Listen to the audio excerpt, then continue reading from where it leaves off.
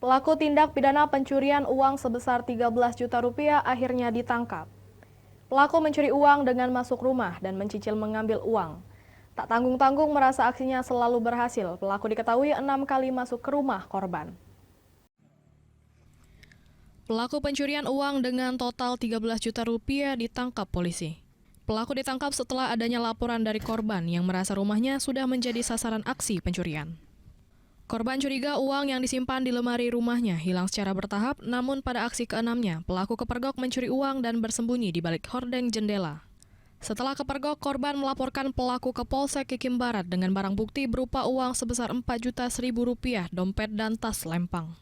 Berdasarkan pengakuan pelaku, dirinya masuk lewat pintu belakang dengan membobol kunci gembok dan mencuri uang di dalam lemari rumah korban.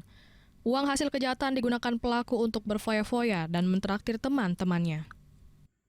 Hari 2 juta, 3 juta, dan terakhir pada saat melakukan aksi yang ke-6 kalinya tertangkap tangan oleh korban beserta istri dan mertuanya. Sehingga kemudian terhadap tersangka dilaporkan dan kami lakukan penangkapan. Dari Lahat, Sumatera Selatan, Bala Putra, iNews melaporkan.